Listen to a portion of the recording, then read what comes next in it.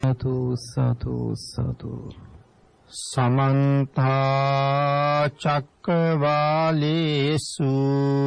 අත්‍රා ගච්ඡන්තු දේවතා සද්ධම්මං මුනි රාජස් සුනන්තු සග්ග මොක්ඛදං ධම්මස්සවන කාලෝ අයං බදන්තා ධම්මස්සවන කාලෝ අයං බදන්තා ධම්මස්සවන කාලෝ අයං බදන්තා නමෝ තස්ස භගවතු අරහතු සබ්බ ධම්මේසු අප්පටිහත ඥානචාරස්ස දස බලධරස්ස චතු වේසාරජ්‍ය විසරදස්ස සබ්බ සත්තුත්තමස්ස ධම්මිස්ස රස්ස ධම්ම රාජස්ස ධම්මස්සාමිස්ස තථාගතස්ස සබ්බඤුනෝ සම්මා සම්බුද්දස්ස නමෝ තස්ස භගවතු අරහතු සබ්බ ධම්මේසු අප්පටිහත ඥානචාරස්ස දස බලධරස්ස චතු වේසාරජ්‍ය විසරදස්ස සබ්බ සත්තුත්තමස්ස ධම්මිස්ස රස්ස ධම්ම රාජස්ස ධම්මස්සාමිස්ස තථාගතස්ස සබ්බඤුනෝ සම්මා සම්බුද්දස්ස නමෝ තස්ස භගවතු අරහතු සබ්බ ධම්මේසු අප්පටිහත ඥානචාරස්ස දස බලධරස්ස චතු වේසාරජ්‍ය විසරදස්ස සබ්බ සත්තුත්තමස්ස ධම්මිස්ස රස්ස ධම්ම රාජස්ස ධම්මස්සාමිස්ස තථාගතස්ස සබ්බඤුනෝ සම්මා සම්බුද්දස්ස සද්ධර්ම ශ්‍රාවක කාරුණික ගුණගරුක බෞද්ධ පින්නතුනි, අද ඊට විශේෂ දවසක් ජූනි මාසෙ 30 වෙනිදා.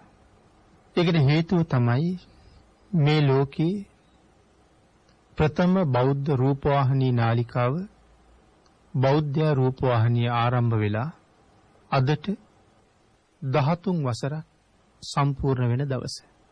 අපවත් වී වදාළ අති ගෞරවනීය බෞද්ධ මාධ්‍ය ජාලයේ නිර්මාතෘවර දරණාගම කුසල ධම්ම නායක මාහිමිපාණන් වහන්සේගේ උතුම් සංකල්පයකට අනුව මේ බෞද්ධ මාධ්‍ය ආරම්භ කළා.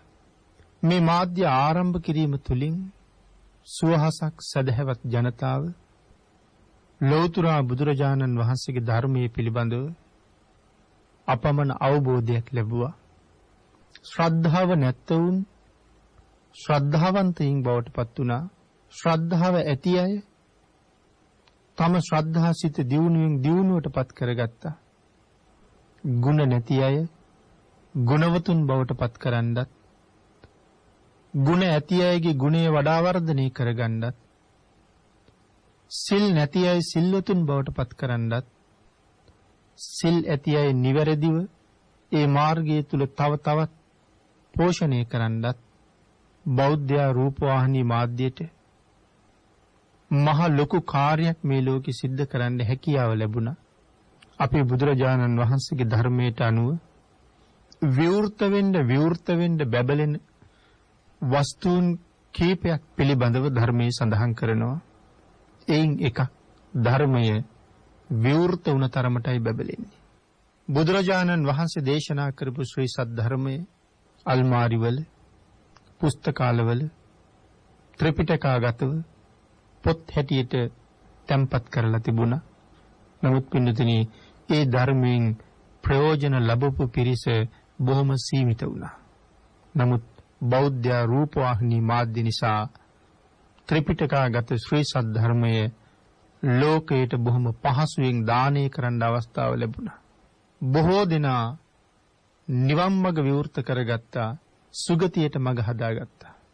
බොහෝ සත්වයින්ට සසර මඟ සුවපත් කරගන්න බුදුරජාණන් වහන්සේගේ දහම් පණිවිඩය බොහොම පැහැදිලිව නිවැරදිව sannivedanaya කරන්න බෞද්ධ රූපවාහිනිය අද වෙනකොට 13 වසරක් පූර්ණ කැපකිරීමක් කරමින් බොහොම ශ්‍රද්ධා ගරුක පිරිසක් සමග නිරුපද්‍රිතව මේ විදිහට පවතිනවා. අපි අදත් ආශිර්වාද කරමු බෞද්ධ රූපවාහිනී මාධ්‍යයට තව চিරාත් කාලයක් බොහෝ සත්‍යයන් සංසාර සාගරයෙන් එතර කරවන්න බුදුරජාණන් වහන්සේගේ දහම් පණිවිඩය ලෝකයට දානය කරන්න රත්නත්‍රි ආශිර්වාදයක් කෝටි ලක්ෂයක් සක්වලේ සියලුම ආර්යයන් වහන්සේලාගේ අනුකම්පාවත් ආශිර්වාදයක් ලැබෙමින් දියුණුවෙන් දියුණුවට ගමන් කරන්න හැකියාව, ශක්තිය, ධෛර්යය, වාග්ය, වාසනා ගුණය දියුණු වේවා කියලා ප්‍රාර්ථනා කරමු.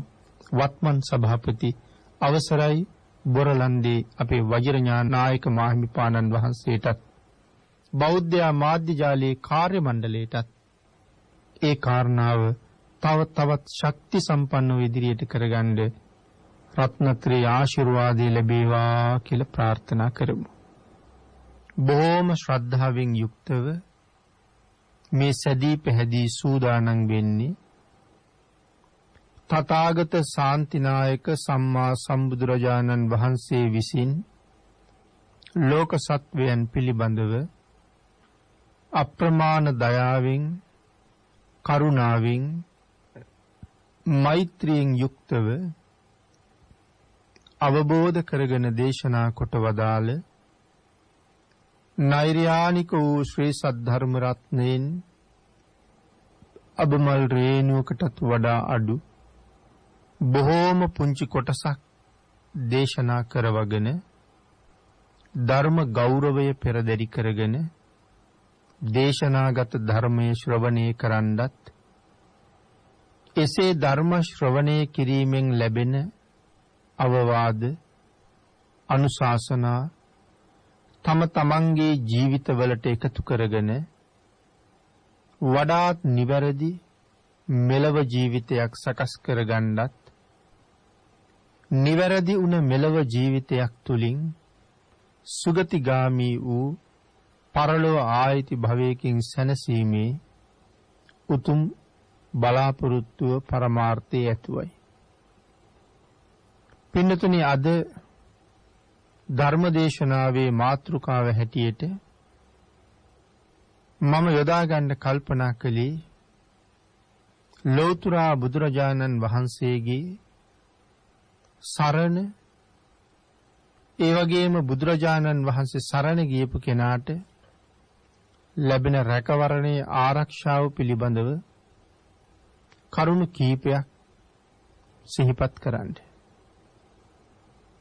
පින්නතුනි, අපි බුදුරජාණන් වහන්සේ සරණ ගියපු අය නිසා අපිට කියන්නේ බෞද්ධ කියලා.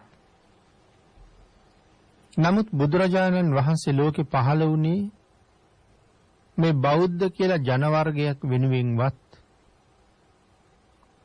ලෝකේ ජීවත් වෙන මිනිසුන් අතර සීමා සහිත පිරිසකට ධර්ම දේශනා කරන්නවත් නෙවෙයි. බුදුරජාණන් වහන්සේ ලෝකේ පහළ වෙන කාලේ බෞද්ධ කියලා ජන වර්ගයක් ලෝකේ හිටියේ නෑ. දෙසටක් මිත්‍යා දෘෂ්ටියෙන් පිරිච්ච යුගයක තමයි බුදුරජාණන් වහන්සේ මහා බෝසතාණන් වහන්සේ හැටියට මව් කුසින් එළිය දැක්කේ. විමුක්තිය හොයාගෙන නිවීම හොයාගෙන සැනසීම හොයාගෙන ගියපු මිනිස්සු තම තමන්ට ගැළපෙන තැන් හොයාගෙන ගිහිල්ලා ඒ තැන් වලින් බලාපොරොත්තු වෙන මෝක්ෂය හම්බ වෙන්නේ නැතිකොට නැවත කොටස් වලට බෙදෙමින් එක එක මත පළ කරන්න පටන් ගත්තා. ඒ නිසා මිත්‍යා දෘෂ්ටියෙන් ගහන වෙච්ච විවිධ මත දරන ආගමික කණ්ඩායම් 62ක් විතර ඒ කාලේ තිබුණ බව සඳහන් වෙන්නේ. මේ අතර තමයි මහ බෝසතාණන් වහන්සේ ගිහිගේ අබිනිෂ්ක්‍රමණය කරලා ලෞතර සම්මා සම්බුද්ධත්වයේ ලබන්නේ. තවත් පිරිසක් බුදුරජාණන් වහන්සේ ළඟට ඇවිල්ලා ධර්ම ශ්‍රවණය කළා. මුලින්ම අපේ බුදුරජාණන් වහන්සේ කාටද අවබෝධ කරගත්ත ධර්මය මුලින්ම දේශනා කළ යුත්තේ කියන කාරණාව හොයලා බුදුරජාණන් වහන්සේ අවබෝධ කරගත්ත ධර්මයේ දේශනා කළා. එදා බුදුරජාණන් වහන්සේගෙන් ධර්ම ශ්‍රවණය කරපු සසර මහ පිං කරලා හිටපු ඒ උත්තමයෝ 5 දෙනා ධර්මාවබෝධය ලැබුවා පිළිවෙලින් එක්කෙනාගේ ඉඳලා. ඊට පස්සේ කෙමෙන් බුදුරජාණන් වහන්සේ හොයාගෙන ආපු පිරිස වැඩි වුණා. ඒ සියලු දෙනාම ධර්ම ශ්‍රවණය කරලා පැහැදුනා. මේක තමයි සංසාරයෙන් එතර වෙන්න තියෙන නියම මාර්ගය කියන එක මිනිසුන්ට වැටහුණා. බුදුරජාණන් වහන්සේ ළඟට ඇවිල්ලා ධර්ම ශ්‍රවණය කරලා පැහැදිලා බුදුරජාණන් වහන්සේ සරණ ගියපු අයට කීවා බෞද්ධ කියලා. එහෙම නැතුව අවබෝධ කරගත්ත ධර්මයේ සීමිත ජන වර්ගයකට විතරක් නෙමෙයි. එතකොට මේ බුදුන් සරණ ගියපු අයට මේ ලෝකේ මහ පුදුමාකාර රැකවරණයක් තියෙනවා. පින්නතුනි බුදුරජාණන් වහන්සේ අපිට ධර්ම දේශනා කරනකොට මේ සංසාරේ භයානකත්වයේ පිළිබඳව ඒ වගේම දුක්ඛිත ස්වභාවය පිළිබඳව විශේෂයෙන් කරුණු කාරණා පැහැදිලි කළා. සසර දුක සසර බය පිළිබඳව කරුණු පැහැදිලි කරනකොට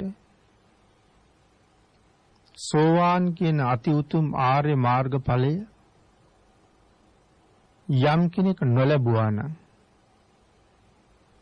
ඒ හැම කෙනෙක්ම තවත් දවසක සතර අපායට නිරාවරණය වෙච්ච කෙනෙක්. සංසාරේ භයානකත්වයට ආපහු වැටෙන්න බලාගෙන ඉන්න කෙනෙක්. එතකොට මේ සෝවාන් කියන ආර්ය මාර්ගයට පැමිණිලාම හැමෝම මේ ජීවිතෙන් සමුගන්නව නෙමෙයි. ඊට අතලොස්සක් නිවන් මගේ පළවෙනි පියවරට අවතීර්ණ වෙනකොට ලක්ෂ ගණන් කෝටි ගණන් මාර්ගඵල නොලබාම මරණයටපත් වෙන අය. එතකොට ඒ හැම කෙනෙක්ම නිරයටම තීරණය වෙච්ච අයද? බුදුරජාණන් වහන්සේ ඒ උතුම් ආර්ය මාර්ගයට ළඟා වෙන්න බැරි වෙච්ච හැම කෙනෙකුටම ආරක්ෂාවක් ලැබෙන ක්‍රමයක් වෙනම දේශනා කරලා තියෙනවා. ඒ තමයි බුදුරජාණන් වහන්සේ සරණ යන එක. බුදුරජාණන් වහන්සේ සරණ ගියපු කෙනාට පුදුම රැකවරණයක් ආරක්ෂාවක් තියෙනවා. ඒ පිළිබඳව මූලාශ්‍රයන් එකක් සිහිපත් කළොත් මහා සමය සූත්‍ර දේශනාවේ ඒ පිළිබඳව විශේෂ පැහැදිලි කිරීමක් කරනවා. බුදුරජාණන් වහන්සේ මුණ ගැහෙන්න ආව මහා බ්‍රහ්ම රාජ්‍යෝ 4 දෙනෙකුගෙන් එක්කෙනෙක් කියනවා යේකේචි බුද්ධං සරණං ගතාසි. ස්වාමීනි භාග්‍යතුන් වහන්සේ යමෙක් ඔබ වහන්සේ සරණ ගියා නම් නතේ ගමිස්සන්ති අපාය භූමින් යන්නේ නෑ මේ ජීවිතෙන් අපායට. පහාය මානුසං දේහං මේ මනුස්සකයෙන් ප්‍රාණවායුව නික්මෙනවත් සමගම දේව කායං පරිපූර්ණස්සන්ති සම්පූර්ණ කරන්නේ දෙව් පිරිසයි කියලා සඳහන් කළා. ඒ බුදුන් සරණ ගියපු කෙනා. පින්නතුනි බුදුරජාණන් වහන්සේ සරණ යන්නේ කොහොමද? බුද්ධං සරණං ගච්ඡාමි. හැබැයි මේක හරි ගැඹුරු ප්‍රකාශයක්. සද්ධර්ම රත්නාවලියේ එක ධර්ම කතාවක සඳහන් කරනවා එදා ජීවත් වෙච්ච එක මිනිස්සෙකුගේ ඇඟේ යක්ෂයෙක් ඉන්නවා. ආවේශ වෙච්ච යක්ෂයෙක්. මේ යක්ෂයා නිසා මේ පුජ්‍යලයට හරීම කරදරයි. නමුත් යක්ෂයා පන්න ගන්න පුළුවන් කමකුත් නැහැ. නමුත් මේ පුජ්‍යලයා දවසක් ඔහුට ඊටාම හිතවත් උපාසක මහත්තයෙකුගේ ගෙදර ගියා. ඔහුගේ ගෙදර යන්න ඒ ගමට ඇතුල් වෙනකොටම මේ යක්ෂයා මේ පුජ්‍යලයාගේ ඇඟෙන් බැහැලා ගියා. දවස් 7ක් විතර මේ පුජ්‍යලයා උපාසක මහත්මයාත් එක්ක කටයුතු කළා.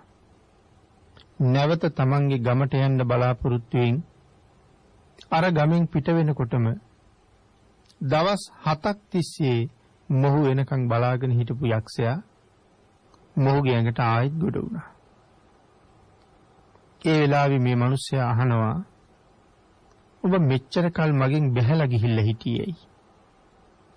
ඒ වෙලාවේ සඳහන් කළා ඔබ මේ දවස්වල හිටපු උපාසක තැන බුදුන් සරණ ගියපු කෙනෙක්. බුදුන් සරණ ගියපු අය ඉන්න තැනකට අපිට යන්න බෑ. බුදුන් සරණ ගියපු අයගේ ඇඟට අපට ඇතුල් වෙන්න පුළුවන් කමක් නැහැ. ඒ උපාසක තැනගේ සීල තේජස බුදුරජාණන් වහන්සේ පිළිබඳව තියෙන අපමණ ශ්‍රද්ධාව ඒ නිසා ඔහු ඉන්න අහලකටවත් එන්න පුළුවන් කමක් නැහැ. ඒ නිසා මම මෙතන බැහැලා උඹ එනකන් බලාගෙන හිටියා කියලා. මේ පුද්ගලයා කල්පනා කළා එතකොට මේ යක්ෂයා මගේ ඇඟට ඇතුල් වෙලා මොනවද මගෙන් බලාපොරොත්තු වෙන්නේ? ඒ කාරණාව අහපුවම සඳහන් කළා ආහාර පාන කියලා. එතකොට මේ මිනිසයා කල්පනා කළා එතකොට බුදුන් සරණ ගියපු කෙනාගෙන් මොහොත යමක් ලබන්නත් බෑ ඒ ඇයට කරදර කරන්නත් බෑ. යක්ෂයාගෙන් ඇහුවා ඔබ ඔය කියන විදිහට බුදුන් සරණ යන්නේ කොහොමද කියලා. යක්ෂයාම කියනවා බුද්ධං සරණං ගච්ඡාමි. මම බුදුන් සරණ යමි. මේ මිනිසයා කල්පනා කළා එහෙමනම් මමත් බුදුන් සරණ ගියොත් මොහු මටත් කරදර කරන එකක් නැහැ. හරියට නිකන් යක්ෂයාගේ බෙල්ල කපන්නේ යක්ෂයාගෙන්ම පිහිය ඉල්ලගත්තා වගේ. මේ මිනිසයා සඳහන් කළා එහෙනම් මමත් බුදුන් සරණ යන්න.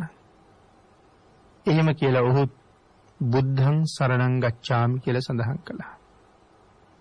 සඳහන් කරනවා යක්ෂයා ඔහුගේ ඇඟෙන් බැහැලා ආපහු පිටිපස්ස නොබලාම දිව්වා කියලා.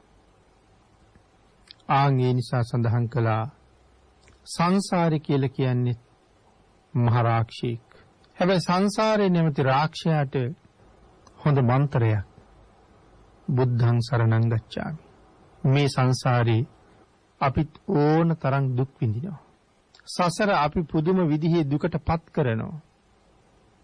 ආන්ගේ සංසාර දුකෙන් මිදෙන්න නම් බුදුරජාණන් වහන්සේගේ සරණ අපිට බොහෝම ඉවහල් වෙනවා. තව කරුණක් පැහැදිලි කරනවා සසර පිළිබඳව. මේ ලෝකේ ජරා මරණ කියලා දෙකක් තියෙනවා. මේ ජරා මරණ කියලා කියන්නේ දල දෙකක්. සතර අපායක් තියෙනවා. සතර අපාය කියලා කිව්වේ පාද හතරක්. මාරයෝ පිළිබඳව සඳහන් කරනකොට මච්චු මාර කියලා මාරයෙක් ඉන්නවා. ඒ හොඬ වැලක්. එතකොට මේ කවුරු ගැනද කතා කරන්නේ? මහ දල තියෙන ඇතෙක් ගැන. ජරා මරණ දල දෙකක්, සතර අපාය පාද හතර, මච්චු මාර කියන හොඬ වැල. පින්නතුනි, ඇතාට මද කිපෙනවා. ඒ කාරණාව අපි දන්නවා. ඒ නිසා සඳහන් කරා මද වැగిරෙන කෙලස් නැමැති ජලයක් තියෙනවා කියලා. සංසාරෙට මේ කෙලෙසයන් අපි දවසින් දවස බඳිනවා. නමුත් සසර නැමැති මේ භයානක හස්තියට බය ගෙනල්ලා දෙන්න යම් උපකරණයක් අපි ගාව තියෙනවා නම් ඒ බුද්ධං සරණං ගච්ඡාමි, බුදුන් සරණ යෑමයි කියලා සඳහන් කළා. මේ සසර නැමැති භයානක යක්ෂයා බිය කරවන හෙන්ඩුව, බීදුරු හෙන්ඩුවක් හා සමානයි බුදුරජාණන් වහන්සේ සරණ යන එක. සංසාරින් මිදෙන්න ඒ තරම්ම පහසුයි කියලා සඳහන් කළා.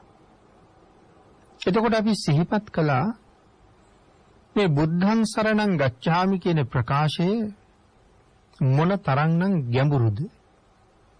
වචන මාත්‍රයෙන් අපි කීවට ඊට වඩා ලොකු ගැඹුරක් ඒ තුළ තියෙනවා. බුදුන් සරණ යනවා කියන කාරණාව. බුදුරජාණන් වහන්සේ කියන්නේ කවුද? බුදුරජාණන් වහන්සේ කියන්නේ කොහොම උත්තම රතනයක්ද කියන කාරණාව පිළිබඳව හොඳ අවබෝධයක් අපි තුල ඇති වෙන්න අපිට බුදුරජාණන් වහන්සේගේ සරණ පිහිටනවා. අවබෝධයක් නැත්තම්, හරියටම කරුණු දන්නේ නැත්තම් ඒත් අපි බුදුරජාණන් වහන්සේ ගැන පිළිගන්නවා. නමුත් සමහර කාරණාවක් කියහම ඒ කාරණාව පිළිගන්න අපිට පුළුවන්කමක් නැහැ. එතනදී අපිට බුදුරජාණන් වහන්සේ සැකයි මෙහෙමත් වෙන්න පුළුවන්ද කියලා. ඒ සඳහා කරුණක් දෙකක් සිහිපත් කළොත්, පින්නතුනේ බුදුරජාණන් වහන්සේගේ සතපුඤ්ඤ ලක්ෂණයත් මෙතෙන්ට පෙන්වන්නත් පුළුවන්. මොකද්ද මේ සතපුඤ්ඤ ලක්ෂණය කියලා කියන්නේ? මේ සතපුඤ්ඤ ලක්ෂණය නිසා තමයි බුදුරජාණන් වහන්සේ ලෝකේ අග්‍ර දක්ඛිනාරයන් වහන්සේ බවට පත් වෙන්නේ. බුදුරජාණන් වහන්සේට දන් දුන්නාම ලැබෙන කුසලය මේ ලෝකේ වෙන කාට දුන්නත් ලැබෙන්නේ නැති වෙන්නේ නිසා. අනන්ත සක්වලවල සීමාවක් නැහැ. එතකොට අනන්ත සක්වලක අනන්ත ජීවීන්, සීමාවක් නැති ජීවීන්. මේ කාරණාව ඊටාම ගැඹුරුයි. අනන්ත සක්වල අනන්ත ජීවීන් කියලා කියහම මේ සක්වලේ මහා සාගරය ගැන කතා කළොත් මේ මහ මුහුදේ මොන තරම් ජීවීන් ඉන්නවද? අපිට කවදාවත් ගණන් කරලා ඉවර කරන්න බෑ. ලෝකයේ තියෙන අති නවීන ගණිත උපකරණ පාවිච්චි කරලවත් සාගර ජීවීන්ගේ ප්‍රමාණය ගණනය කරන්න බෑ. එතකොට ගොඩබිම ඉන්න ජීවීන්ට වඩා සාගරයේ ඉන්න ජීවීන් ප්‍රමාණය වැඩි. ගොඩබිමත් මදුරුවාගේ, කොඳුරුවාගේ, කූඹියාගේ වගේ ඊටා කුඩා සත්තුන්ගේ ඉඳලා කොයිතරම් ලොකු සත්තු ඉන්නවද? මනුස්ස ලෝකේ මිනිස්සු, දිව්‍ය ලෝකේ දෙවියෝ, බ්‍රහ්ම ලෝකේ බ්‍රහ්මයෝ, ඒ ආදි වශයෙන් අනන්ත සක්වල අනන්ත ජීවීන්. එක්කෙනෙක් දාන 100ක් දීලා තියෙනවනම්, හැම කෙනෙක්ම දාන 100ක් දීලා තියෙනවනම්, මේ අනන්ත සක්වල අනන්ත ජීවීන් එක්කෙනා 100 ගානේ දුන්න දාන එක තැනකට එකතු කළොත් කොයි වාගේ ප්‍රමාණයක් වෙනවද? ආන් ඒ ප්‍රමාණය වගේ දාන 100ක් මහ බෝසතාණන් වහන්සේ තනියම දීලා තියෙනවා කියලා සඳහන් කරනවා. ඒකට කියනවා සතපුඤ්ඤ ලක්ෂණය කියලා. නමුත් එහෙම දාන 100ක් තනියම දුන්නා කියහම පින්නතුනි කාටද හිතන්න පුළුවන් එච්චර දන් දෙන්න කොච්චර කාලයක් යන්නේ නැද්ද කියලා. මේ සංසාරේ ඒ තරම්ම දිගයි. මනෝ ප්‍රනිධානයේ ඇති කරගත්ත කාලේ ඉඳලා ලෞතර බුද්ධත්වයේ ලබන තැනට එනකොට මහා කල්ප අසංඛ්‍ය 20 ලක්ෂ එකක් උන්වහන්සේ මේ සංසාරේ සැරිසරුවා. නමුත් සසර සැරිසරපු කාලයේ එච්චරද? අපි කතා කළේ මනෝ ප්‍රනිධානයේ ඉඳලා. ඒ කියන්නේ මමත් බුදු වෙන්න ඕන කියලා හිතින් අදහස් කරපු කාලේ ඉඳලා. ඊට එහා උන්වහන්සේ මොන තරම් කාලයක් මේ සසරේ ඉපදුනාද කියන කාරණාවේ සීමාවක් නැහැ. ඔවත් එහෙමයි මමත් එහෙමයි. ඒකනේ භාග්‍යතුන් වහන්සේ දේශනා කළේ එක සත්වයක් තමන්ගේ ඒ ජීවිතේ අම්මා මරුණහම දුකට අඬනවා. ඒ අම්මම ඔහුට පෙරත් අතීත ජීවිතවල ඕන තරම් ලැබිලා තියෙනවා. එතකොට මේ ජීවිතේ අම්මා කියාපු කෙනා වෙනුවෙන්ම සංසාරේ කොච්චර අඬලා තියෙනවද? ඒ අඬාපු කඳුළු මහා සාගර ජල කඳට වඩා වැඩි කියලායි දේශනා කළේ. පින්තුනි එතකොට අපි කොයි තරම් ඉපදෙන්නේ නැද්ද?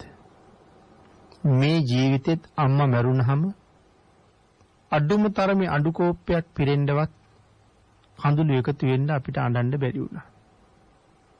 අඬු කෝප්පයක් තරමටවත් පිරුන් නැත්තම් එහෙම කඳුළු එකතු කරලා සාගර ජලයේ පරාජය කරන්න කොයිසා කාලයක් ඉපදුනාද කියන කාරණාව හිතන්න ගියොත් අපිට උම්මත්තක භාවයක් ඇති වෙනවා.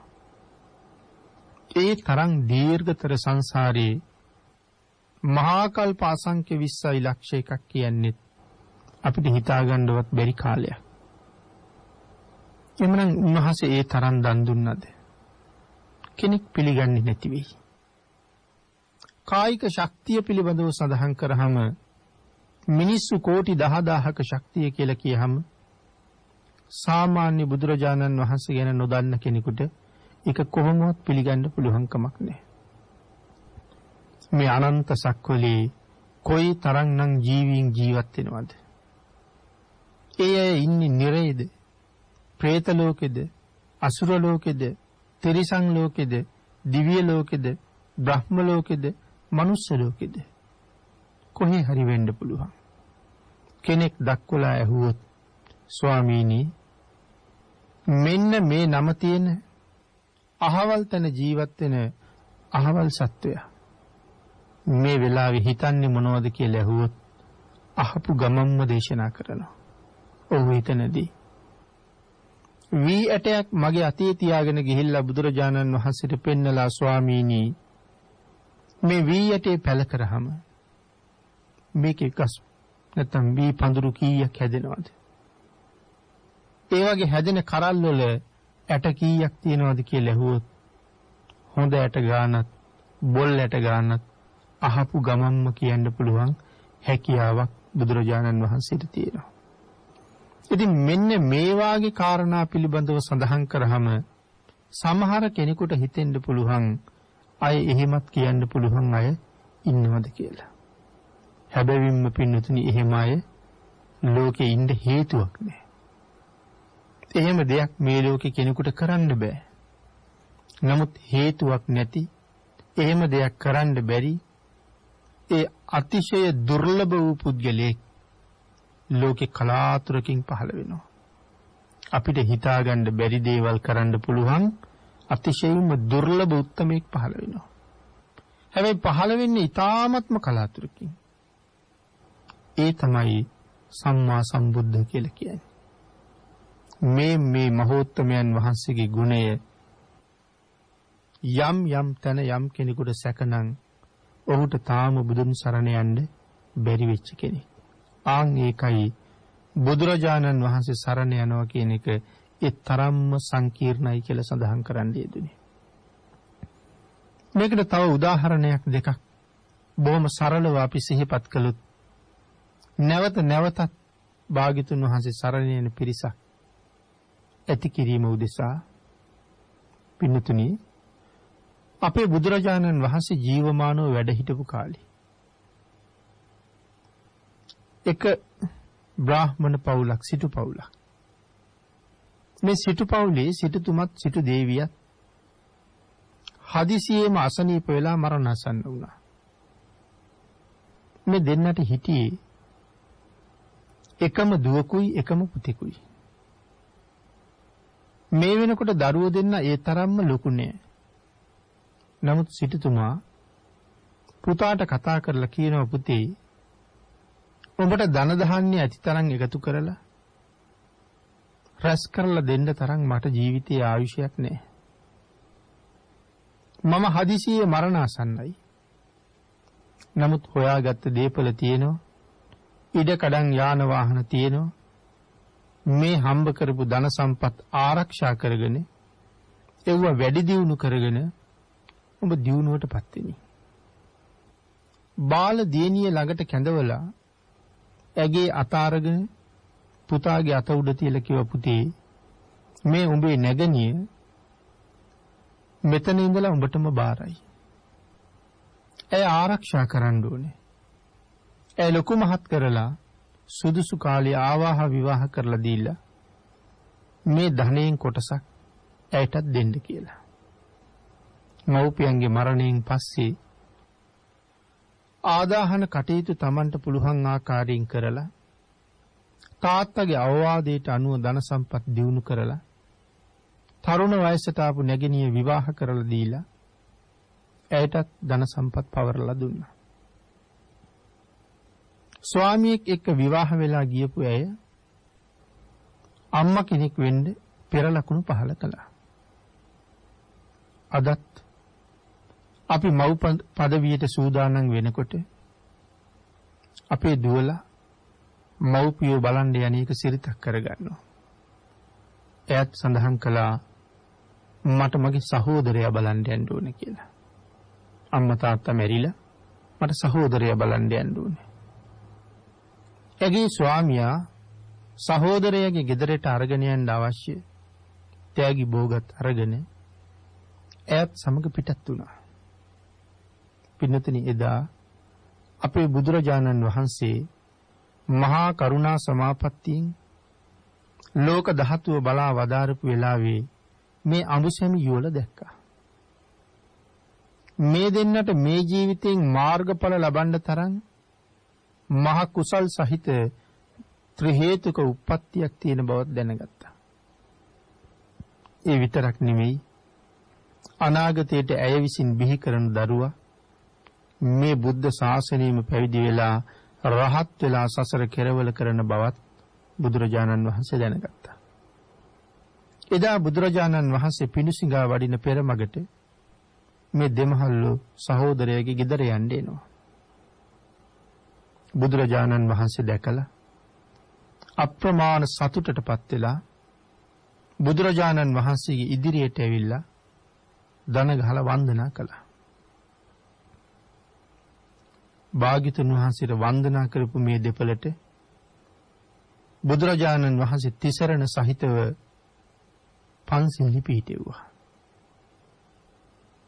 තිසරණ සහිතව පන්සිල්හි පිහිටෙව්වා කියලා කියහම තුනුරුවන් සරණ ඒ අයට ලබා දුන්නා කියහම ඒ අය බෞද්ධයන් බවට පත් වුණා කියන එකයි කියන්නේ. පංචශීලයේ ආරක්ෂා කිරීම ඒ බෞද්ධකම සම්පූර්ණ කිරීමයි. මේ අය තිසරණෙහි පිහිටවලා බුදුරජාණන් වහන්සේ අවවාදයක් කළා. තිසරණ සහිත පන්සිල් දිවි හිමියෙන් ආරක්ෂා කරගන්නත් ජීවිතයේ යම් කිසි දුකක්, කරදරයක්, කම්කටොල්ලක්, පීඩාවක්, අනුන් නපුරු දෝෂයක්, යක්ෂ දෝෂයක්, പ്രേත දෝෂයක්, කුමන හෝ කරදරයක්, බයක්, ලොමු දෙහ ගැනීමක්, තැති ගැනීමක් ඇති වෙනවා නම් එදාට මාව සිහිපත් කරන්න කියලා බුදුරජාණන් වහන්සේ මතක් කළා. බුදුරජාණන් වහන්සේගේ අවවාදයේ දැඩිව පිළිගත්තා. ෂඩ්වර්ණ රශ්මියෙන් බැබලෙන බුද්ධ කය දිහා ප්‍රීතියෙන් බලාගෙන ඉඳලා මේ දෙමහල්ලු තමන්ගේ ගමට ගියා. ටික දවසක් සහෝදරයාගේ ගෙදර හිටියා. ඇගේ ස්වාමියා සහෝදරයාට සඳහන් කළා මට එදිනෙදා වැඩ කටයුතු බොහොම බහුලයි. මම ආපහු ගමට යනවා. ඔබේ නැගණිය ආරක්ෂා කරලා බලාගන්න කියලා. ස්වාමියා ගියාට පස්සේ මේ සහෝදරයා ඔහුගේ බිරිඳට කතා කරලා කිව්වා මේ ඉන්නේ මගේ නැගණිය. මෑ ගැබිනිය. මෑට කරන්න කලමනා උපස්ථාන ටික හරියටම කරන්න කියලා. එයත් බොහෝම සතුටින් ඒ උපස්ථාන කළා. නමුත් අර ස්වාමියා මැගේ අත් දෙක, කර, කන් මේ ආදී තෙන් ඊටාම වටින ආභරණ වලින් පුරවලා තිබුණා. ඒ තරම්ම බොහොම ලෙන්ගතු ස්වාමියෙක්. නමුත් ඇය නාවන්න ගියහම සහෝදරයාගේ බිරිඳ මේ වටිනා ආභරණ දකිනවා. දකින්න ඇයට මේ ආභරණ පිළිබඳව තියෙන පුදුම ලෝභකම. දැන් තමන්ගේ ස්වාමියාට කියන්නත් බැහැ නැගණියගේ ආභරණ මටත් දෙන්න කියලා. වෙන ලබා ගන්න ක්‍රමයකුත් නැහැ. ඒ නිසා අන්තිමට ඇය කල්පනා කළා මගේ ස්වාමියා ලව්වා මැය මැරෙව්වොත් මේ ආභරණ මට ගන්න පුළුවන්. දවසක් ස්වාමියා ගෙදර එනකොට හිසේ ඉඳලා පොරවගෙන ඇය නිදාගෙන ළඟට ගිහිල්ලා කතා කළා. ඇයට වචන පිට වෙන්නේ නැති තරමටම අමාරුයි වගේ. බොහොම අමාරුවෙන් කෙඳිරි ගාමින් වචන පිට කරලා කිව්වා මට දොළ දුකක් තියෙනවා. ඒ දොළ දුක සංසිඳනකම් මම සුවපත් වෙන්නේ නැහැ කියලා. මොකද්ද කියලා ඇහුවත් දොළ දුක ගැන කියන්නෙත් නැහැ. නැවත ඇවටිලි කරලා ඇහුවහම ඒ සඳහන් කළා මට ආසාවක් තියෙනවා ඔබේ නැගණියගේ පංච මధుර මාංශය අනුභව කරන්න. අක්මාවේ මාංශය, හෘද මාංශය, ලැම ප්‍රදේශයේ මාංශය ආදි වශයෙන් මේ මාංශ අනුභව කරන්න මට ආසාවක් තියෙනවා. ඉතින් ඒක ඔබට කීවට සම්පූර්ණ වෙන්නේ නැහැ. නමුත් ඒ ආසාව සංසිඳුනේ නැත්තම් මම මේන් එහාට ජීවත් වෙන්නෙත් නැහැ. අර ස්වාමියාත් දන්න තරම් කරුණු කීවා. ඇය මගේ නැගණිය. මට ඒ නිසා ඇය මරන්නත් බෑ. අනික මනුෂ්‍ය ඝාතනයක් බරපතල අකුසලයක්. ඔබේ ආසාව පූර්ණේ කරන්න මට ඒ තරම් මහා කුසලයක් කරගන්නත් බෑ. එහෙම කියහම අර කාන්තාව සඳහන් කළා කමක් නෑ. හැබැයි ඉතින් මගේ ජීවිතෙත් නෑ ඊට පස්සේ කියලා. මෙහෙම නිතර ඇය කරුණු කියනකොට රාගාධික සත්‍යයක් වෙච්ච මේ පුද්ගලයාත් තමන්ගේ ස්වාමි දියණියේ නැගණියට වඩා වටිනවා කියලා කල්පනා කළා. රාගයෙන් අන්ධ වුණහම ඒක පින්නතුනි එදත් එහෙමයි අදත් එහෙමයි. ඒ නිසා ඔහු තීරණය කළා ඇය මරන්න. බිරිඳ ඊට වඩා හුඟක් වටින නිසා. බිරිඳ නැතුව Tamanට ජීවත් වෙන්න බෑ කියලා හිතපු නිසා. ඇය අහිමි වුණොත් Tamanට බොහෝ දුක හිතෙන නිසා. රාගයෙන් රත් වෙලා රාගයෙන් මත් වෙලා. එදා විතරද මෙහෙම දේවල් වෙන්නේ? කල යුත්ත නොකල යුත්ත, විය යුත්ත නොවිය යුත්ත, හොඳ නරක පින පව රාගාධික සත්‍යයට දැනෙන්නේ. එහෙමනම් ඇය වෙනුවෙන් නැගණිය මරන්න ඔහු තීරණය කළා. අදත් එහෙමයි. යම් කාන්තාවක් සමහර වෙලාවට සමන්ගේ ස්වාමියාට නිතර ඇවටිලි කළොත් ඔබේ අම්මා තාත්තගෙන් අපිට හරි කරදරයි නේද කියලා. මේ ලෝකේ කොයිතරම් පුරුෂයෝ ඉන්නවද ඇගේ කියමන නිසා අම්මා තාත්තගෙන් හිල්ලා අතරමං කරලා ඉන අය. අම්මා තාත්තගේ ජීවිතේ නැති කරවන අය. මව්පියෝ ගෙදරින් පන්නලා දාන අය. අනාථ නිවාසවල අතරමං කරන අය. කවුරු නිසාද? බිරිඳ නිසා. එනම් අද විතරක් නෙමෙයි ඒක අතීතයේත් එහෙමමයි. තමන්ගේ නෑ යනු ඉච්ච තමන්ගේ ලේ ඥාතිත්වයක් නැති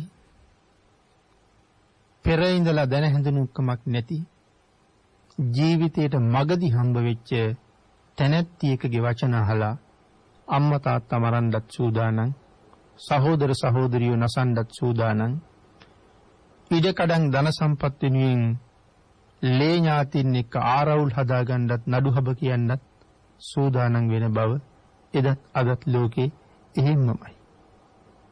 මොහු නැගණියට කතා කරලා කිව්වා අපේ තාත්තා ජීවත් වෙලා ඉන්න කාලේ බොහෝ දෙනාට ණය දීලා තියෙනවා.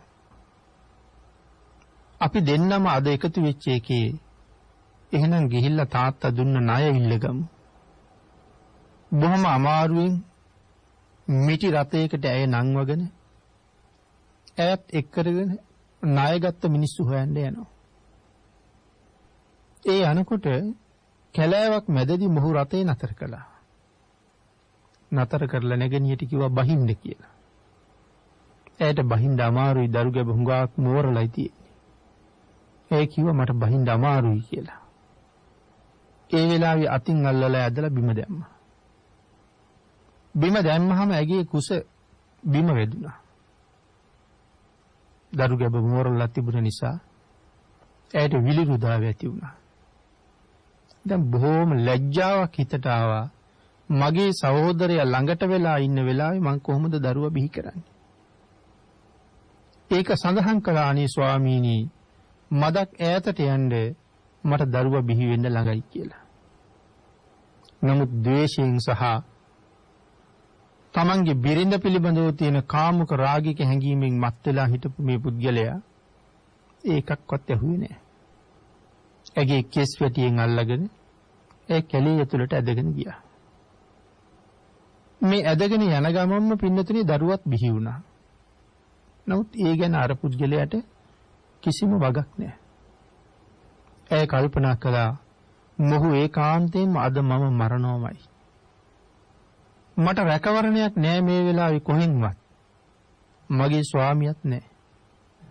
හැබැයි මේ කැලෑවේ ඇති දර කඩන්න වැල් අදින්න නොයෙක් කටයුතු වලට ආපු අය මම හයියෙන් කෑ ගහලා බේරගන්න කිව්වොත් එහෙම කෙනෙක් ඇවිල්ලා මාව බේරගනි.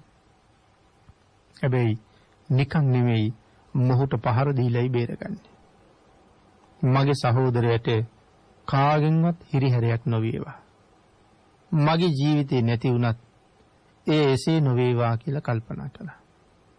ඒ නිසා කෑ ගහන එකත් අත්හැරියා. ළඟ තිබුණ මහ නුග ගහ මොහුගේ කල්පනාව එතෙන්ට ගෙනහිල්ලා ඇය මරන්න. නමුත් වෙනතන මේ නුග ගහේ ඉන්නවා දීර්ඝ කාලීනව වාසස්ථානයේ බවට පත් කරගත්ත රුක්ෂ දේවතාවෙක්. මේ සිද්ධිය ඔහුට දැනිලා රුක්ෂ දේවතාව කල්පනා කළා මේ පෞකාර මිනිසයා මොහුගේ නැගණිය මගේ වාසස්ථානයේ ළඟ මරන්නයි හදන්නේ. මේ ගාව තිසරණ තියෙනවා. මේ ගාව පන්සිල් තියෙනවා. මේ මොහොතෙත් තමන්ගේ සහෝදරයාට කවුරුවත් කරදර කරයි කියලා කෑ ගහන්න නැතුව ආරක්ෂාව ඉල්ලන්නේ නැතුව මරණයට උනත් සූදානම් වෙච්ච පුදුම මෛත්‍රී සහගත හිතක් තියෙනවා.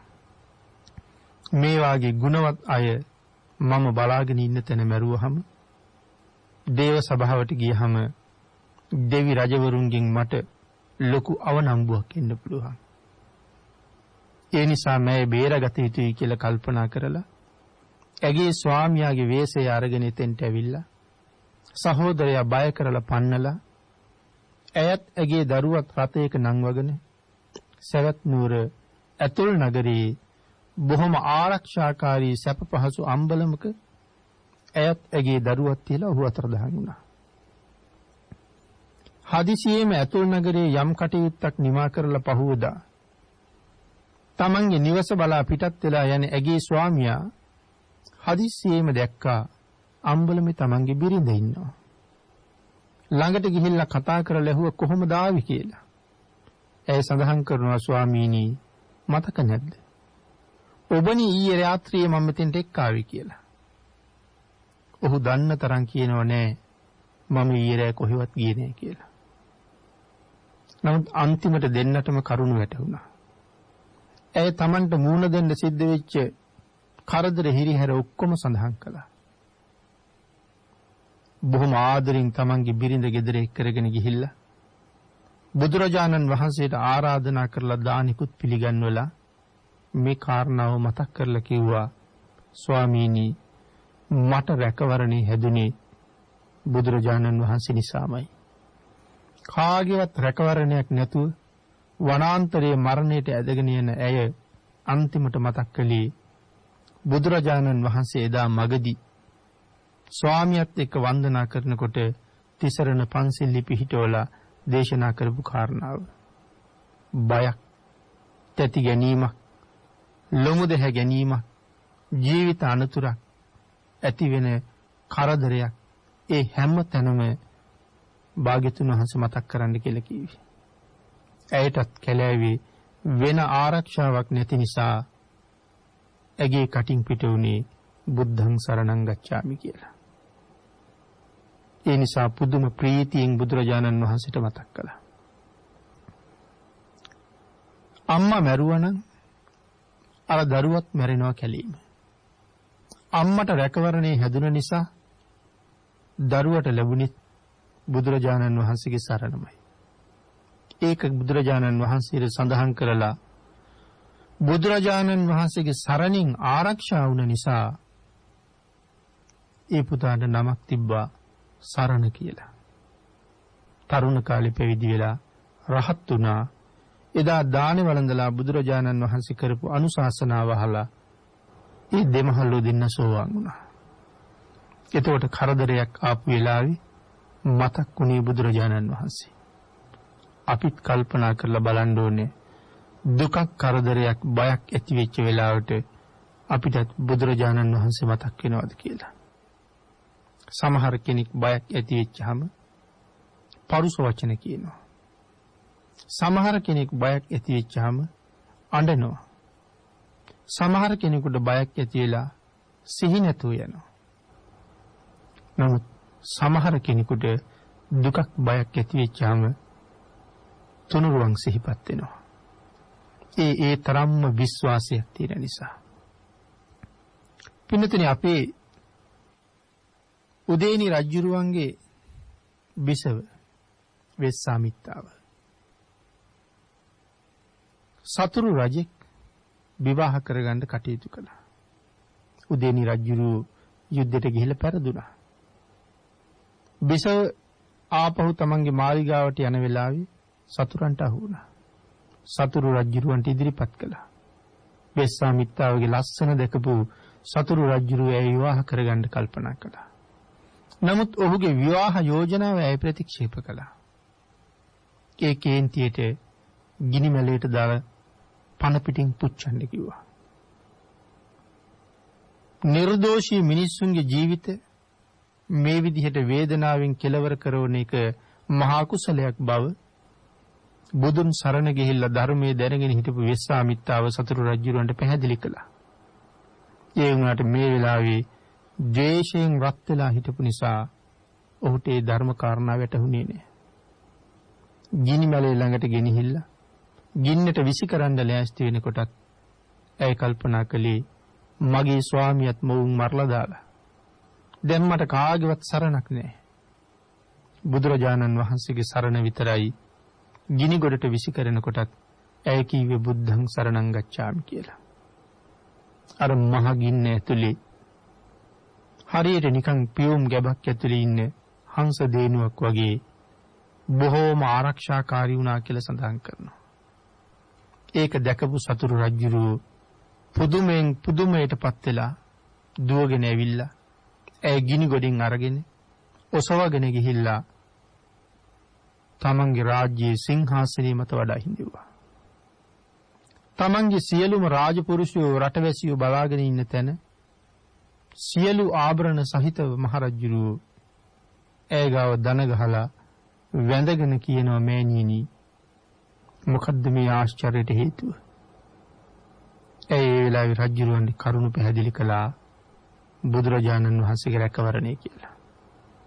එදා බිරිඳ වෙන්න යෝජනා කරපු රජුරු ඇයට සඳහන් කළා මටත් ඒ සරණ කියලා දෙන්න. අදින් පස්සේ මගේ බිරිඳ නෙමෙයි අද ඉඳලා මගේ අම්මා බවට පත් වෙන්න කියලා. එහෙනම් Tamanට දුකක් කරදරයක් එළඹුණ තැන බුදුරජාණන් වහන්සේම මතක් කළා. දජග්ග ආදී සූත්‍රවල අපිට දේශනා කළා භයං වා චම්බිතත්තං වා ලෝමහංසෝවා. බයක් ඇති ගැනීමක් ලොමුද හැගැනීමක් ඇති හැම මොහොතකම භාග්‍යතුන් වහන්සේ සිහිපත් කරන්න කියලා. පුදුම රැකවරණයක්. පුදුම ආරක්ෂාවක්. ඒ විශ්වාසයත් එක්ක. අද මේ ධර්ම දේශනාව සිදු කරවන්නේ මේ මව්පියෝ මේ පවුලේ අය ඒ පිළිබඳව හොඳ පූර්ණ විශ්වාසයක් තියෙන අය. මාස ගානක් තමන්ගේ පුතා හදිසි අනතුරකට ලක් වෙලා රෝහල් ගත කරගෙන තාමත් ප්‍රතිකාර කරනවා. නමුත් මේ මව්පියෝ හැම වෙලාවෙම ළඟ ඉඳලා බුදුරජාණන් වහන්සේම මතක් කළා. බුදු ගුණම සත්‍යයනා කළා. පිරිත් සත්‍යයනා කළා. මගේ පුතාට බුදුරජාණන් වහන්සේගේ සරණ තියෙනවා කියන විශ්වාසය හැම වෙලාවෙම තිබුණා. සමහර වෙලාවක ජීවිතේ බේරන්න පුළුවන් වෙයිද කියන සැකයක් වෛද්‍යවරු අතර පවා තියෙන කොටත් බුදුරජාණන් වහන්සේගේ රැකවරණයෙන් ඒ ජීවිතේ රැකෙයි කියන පුදුම විශ්වාසයක් තිබුණ නිසා මේ සඳහන් කරපු කරුණු කාරණා පිළිබඳව මේ අයට කිසි සැකයක් නැහැ කියලා හිතනවා. ඒ තරම්ම භාග්‍යතුන් වහන්සේගේ ආශිර්වාදයේ ප්‍රබලයි. හරියටම තිසරණෙහි පිහිටපු ශ්‍රද්ධාවන්ත බුදුන් සරණ ගියපු අයට භාග්‍යතුන් වහන්සේගේ රැකවරණය අඩු නැතුව ලැබෙනවා. සසරින් මිදෙන කෙනෙක් හොයාගෙන සතපුම් දහස් ගණන් නමුත් පයින් වඩින්න බුදුරජාණන් වහන්සේ කවදාවත් අකමැති නැහැ. Taman සරණ ගියපු හැබෑම ශ්‍රාවකයට බුදුරජාණන් වහන්සේගේ පිහිට කවදාවත් අඩු නැහැ. ඒ නිසා ශ්‍රේෂ්ඨ මනුෂ්‍ය ජීවිත ලබාගත් අපි විශ්ව ධාතුවේ ඊටාම කලාතුරකින් පහළ වෙන ඒ ශ්‍රේෂ්ඨ උත්තම සම්මා සම්බුදුරජාණන් වහන්සේගේ සරණ පිහිට ලැබුවා නම් මරණයෙන් පස්සේ සතර පායක උපදින්නෙත් නැහැ. ඒ නිසා අපි බෞද්ධයි.